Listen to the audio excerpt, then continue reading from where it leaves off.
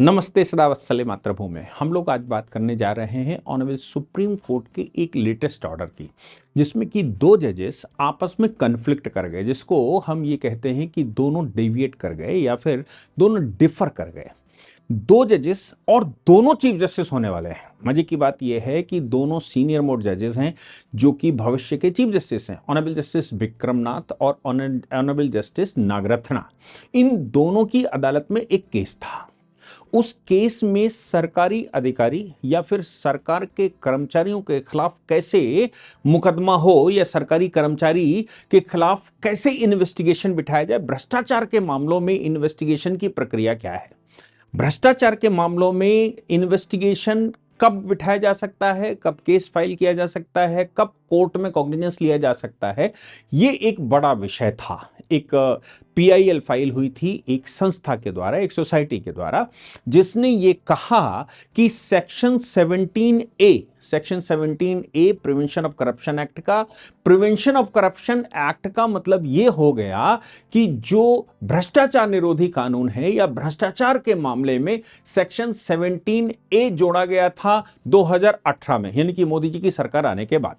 और उसके पीछे जो लॉजिक था वो ये था कि अरविंद केजरीवाल के पास राज्य के अंदर, दिल्ली के अंदर वो भ्रष्टाचार निरोधी एक संस्था थी, और भ्रष्टाचार निरोधी संस्था जो कि केंद्र की थी, अरविंद केजरीवाल ने क्या किया कि उन्होंने अपनी पर्सनल खुन्नस निकालने के लिए, पर्सनल खुन्नस मतलब है कि आप दिल्ली में रहते हैं, केंद्र के अधिकारी दिल्ली में रहते हैं, और केंद्र के अधिकारी अगर दिल्ली में रहते हैं और मैं दिल्ली का राजा हूं, मतलब अरविंद केजरीवाल का कहना था कि वो दिल्ली के राजा हैं, और दिल्ली के राजा होने के नाते वो दिल्ली में रह रहे प्रत्येक व्यक्ति का मतलब चाहे वो सेंट्रल गवर्नमेंट हो, सेंट्रल गवर्नमेंट के मंत्री हो, सेंट्रल गवर्नमेंट के अधिकारी हो, या सेंट्रल गवर्नमेंट का कोई भी व्यक्ति हो, एसीबी को ये राइट होगा कि उनके खिलाफ मुकदमा दर्ज करे और इन्वेस्टिगेशन शुरू करे। यानी कि एक दिल्ली जैसे छोटे राज्य में, जो कि जो राज्य भी नहीं है, उस राज्य का मुख्यमंत्री पूरे देश के मतलब कि वो सबको फंसा देगा। अब किसी के खिलाफ भी कोई भी मामला आए, एसीबी एंटी क्राइम ब्रांच के पास फाइल कर दीजिए, अरविंद केजरीवाल का गिरफ्तारी करना शुरू करो।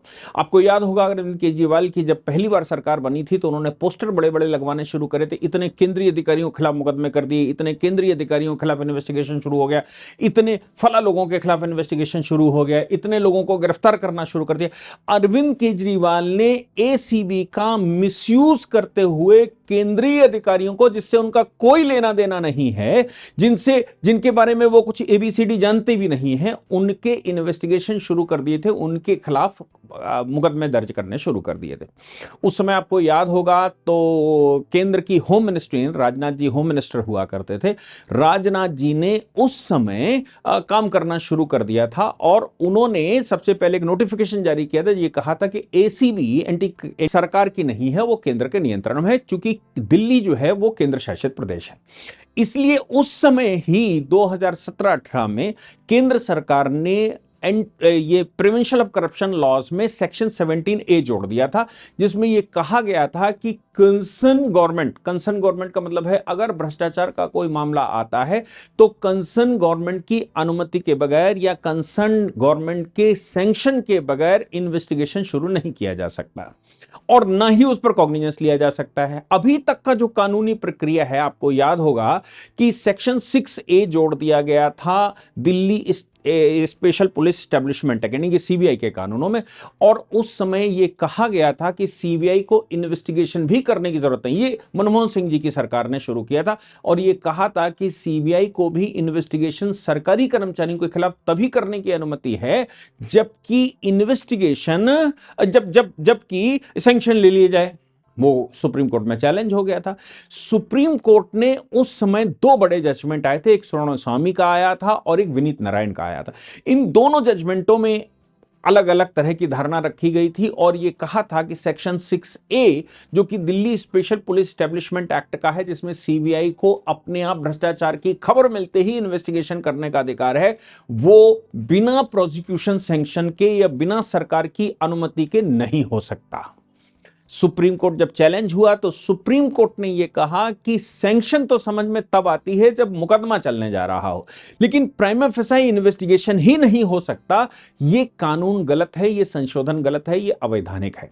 सबके खिलाफ, जैसे सभी के खिलाफ इन्वेस्टिगेशन शुरू हो सकता है, वैसे ही सरकारी कर्मचारी के भ्रष्टाचार के मामलों में भी हो सकता है, सरकारी कर्मचारी के दुराचार के मामले में हो सकता है। इन्वेस्टिगेशन हो सकता है, उसकी गिरफ्तारी नहीं हो सकती, उसके खिलाफ मुकदमा नहीं चल सकता, उसके खिलाफ कॉग्निजेंस नहीं लिया जा सकता, लेकिन इन्वेस्टिगेशन करके रिपोर्ट लगाई जा सकती है। अब इन्वेस्टिगेशन की रिपोर्ट आ जाए, उसके बाद सैंक्शन की बात आती है। अब डिपार्टमेंट अपना सैंक्शन करवा ले, डिपार्टमेंट अपना इन्वेस्टिगेशन करवा ले, और इंक्वायरी करने के बाद डिपार्टमेंट को लगे तो सैंक्शन कर दे, नहीं लगे कि सीबीआई की इन्वेस्टिगेशन में कुछ गड़बड़ी है तो छोड़ दे। ये कानून, ये बात सुप्रीम कोर्ट डिक्लेयर कर चुका है। अब 2018 में चूंकि वही सिचुएशन फिर आ गई, ये मामला 2000 मेरे ख्याल से जहां तक मुझे याद है 10-11 का है, लेकिन अब अरविंद केजरीवाल वाला मैंने आपको प्रकरण बताया, अरविंद केजरीवाल पीछे पड़ गए। अरविंद केजरीवाल जब एसीबी लेकर पीछे पड़ गए तो फिर केंद्र को 17A फिर से जोड़ना पड़ा, और 17A में फिर वही बात कही गई जो 6A सीबीआई एक्ट में, सीबीआई के कानून में कहा गया था, Delhi special police establishment act में कहा गया था।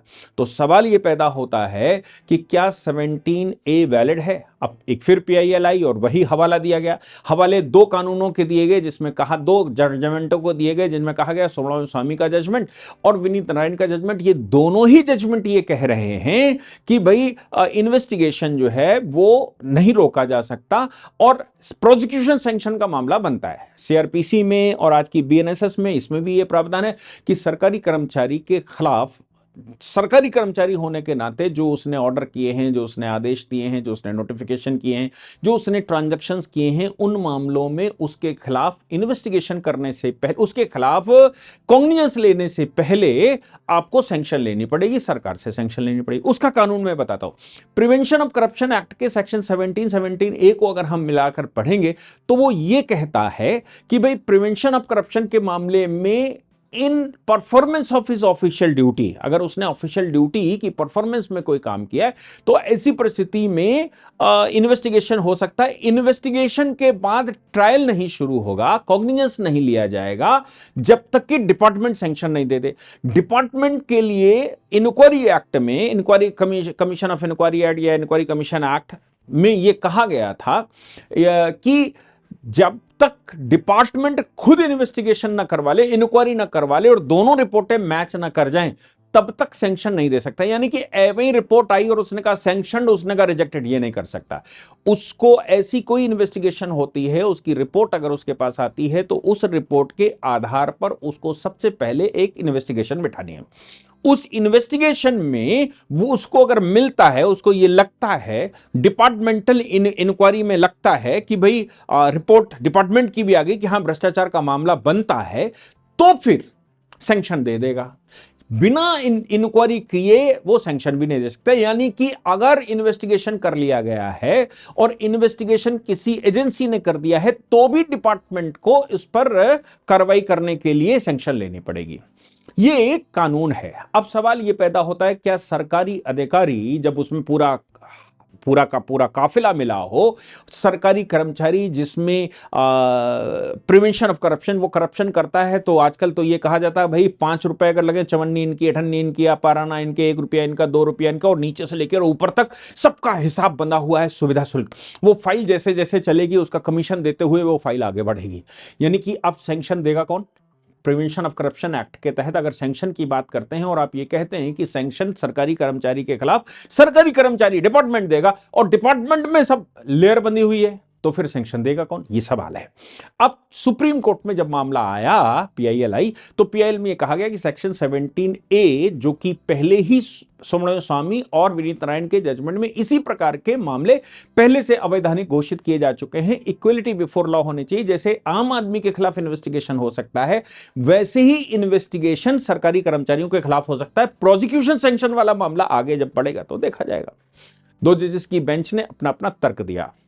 पहले तो ऑनरेबल जस्टिस BV नागरत्ना, जो कि वो भी चीफ जस्टिस हो जाएंगी, उन्होंने ये कहा कि section 17A prevention of corruption act का अवैधानिक है।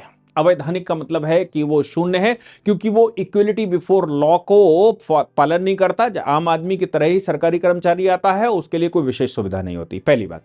दूसरी बात उन्होंने ये कही कि ऐसा करने से कि इन्वेस्टिगेशन से पहले अनुमति लेने का मतलब यह होता है कि इस मामले में हम भ्रष्टाचार को रोक नहीं सकते। भ्रष्टाचार के खिलाफ जो एजेंसियां काम करती हैं, जो इन्वेस्टिगेशन करती हैं, उनको फ्री हैंड जब तक नहीं दिया जाएगा तब तक वो कैसे इन मामलों को ढूंढ कर लाएंगी। वो इन मामलों को ढूंढ कर ला नहीं पाएंगी, वो मामले को बाहर नहीं निकाल पाएंगी।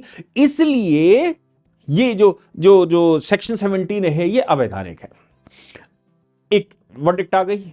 दूसरी सेपरेट ऑर्डर लिखा ऑनरेबल जस्टिस विक्रमनाथ ने। ऑनरेबल जस्टिस विक्रमनाथ ने कहा कि भाई हम ये मानते हैं कि सेक्शन 17A का सैंक्शन तो आना चाहिए, बिना सैंक्शन के कार्रवाई नहीं होनी चाहिए, क्योंकि अगर किसी अधिकारी के खिलाफ कोई बिजनेसमैन पड़ जाएगा, कोई वो आम आदमी जिसको उससे खुन्नस निकालनी है, या फिर कोई ऐसा व्यक्ति जिसको उससे अपनी पर्सनल कुछ उसकी टेंशन है वो निकालनी है, या बहुत ईमानदार है और उसके खिलाफ कुछ करना है, तो फिर सरकारी एजेंसियों को सीधे अगर फ्री हैंड दे दिया जाएगा तो वो अपने मनमानी कर लेंगी। हां, उन्होंने ये जरूर कहा सैंक्शन तो मिलनी चाहिए, सैंक्शन लेने की आवश्यकता पड़ेगी, लेकिन सैंक्शन सरकार नहीं देगी, क्योंकि सरकार अधिकारियों के साथ मिलकर काम कर रही हो, अधिकारी मिलकर काम कर रहे हो। सैंक्शन देने के लिए एक सेपरेट अथॉरिटी होनी चाहिए। सैंक्शन देने के लिए सेपरेट अथॉरिटी के मामले में उन्होंने कहा कि लोकायुक्त और लोकपाल, केंद्र सरकार का कर्मचारी है तो लोकपाल से अनुमति होनी चाहिए, और राज्य सरकार का है तो लोकायुक्त से होनी चाहिए।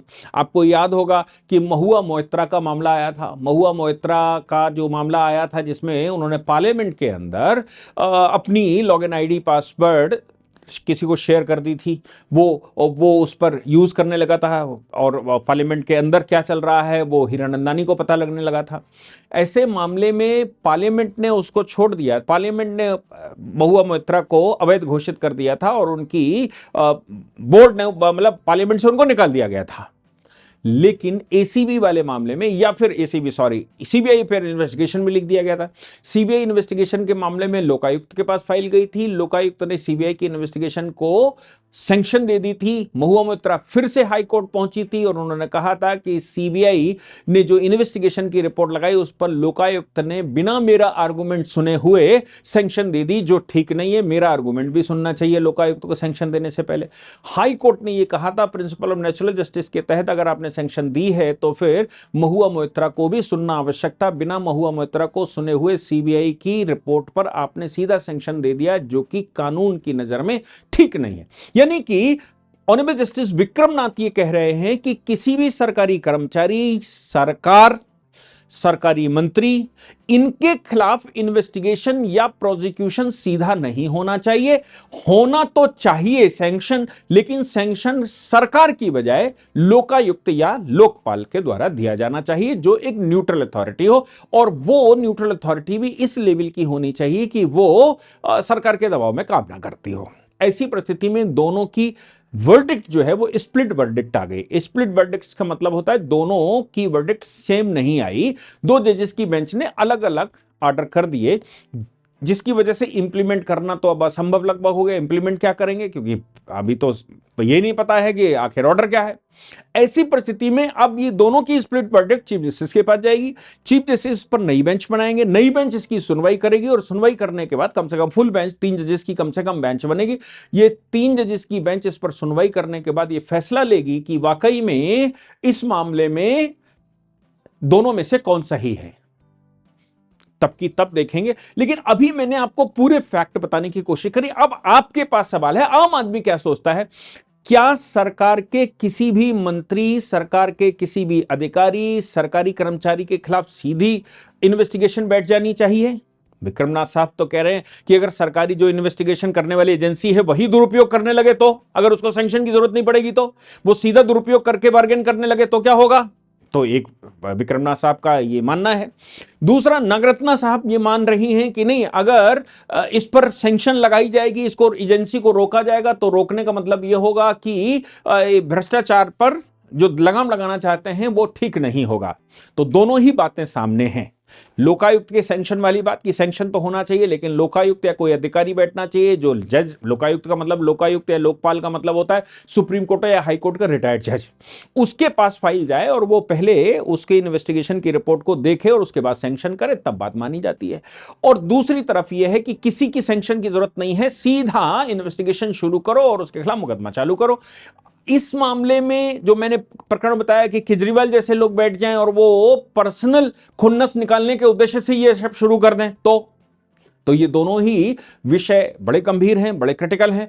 आपको क्या लगता है? आपकी राय की बड़ी आवश्यकता है, क्योंकि ये स्प्लिट वर्डिक्ट अब सुप्रीम कोर्ट के 3 जजेस की बेंच चीफ जस्टिस के पास जाएगी, चीफ जस्टिस 3 की बेंच बिठाए या 5 की बेंच बिठाए, तब फिर से डिस्कस होगा। मैं एक बार फिर से इसकी कमेंट्री जरूर करूंगा, इंटरप्रिटेशन जरूर करूंगा, लेकिन उससे पहले अगर आपके इंपुट मिल जाते हैं तो वो इंपुट उसमें डाले जा सकते हैं, जिससे ये अंदाजा लगाया जा सके कि वाकई में आम जनता क्या सोचती है भ्रष्टाचार के खिलाफ इन्वेस्टिगेशन के मामले में, और एजेंसियों के खुद भ्रष्ट होने के मामले में, या सरकारों के खुद भ्रष्ट होने के मामले में, या फिर सीधे अधिकारियों को ईमानदार मानते हुए ऐसा कर लें। क्योंकि हम देखते हैं अक्सर ईडी के अधिकारी पकड़े जा रहे हैं। अभी अमित शाह जी ने एक को, मतलब केंद्र सरकार ने एक को नौकरी से निकाला मतलब टर्मिनेट किया है, क्योंकि वो रिश्वत लेते पकड़े गए। तो ईडी वाले भी रिश्वत लेते पकड़े जाते हैं, कभी कभी सीबीआई वाले भी पकड़े जाते हैं, और तमाम तरह की जो एजेंसियां बैठी हुई हैं वो भी पकड़े जाते हैं रिश्वत लेते हुए।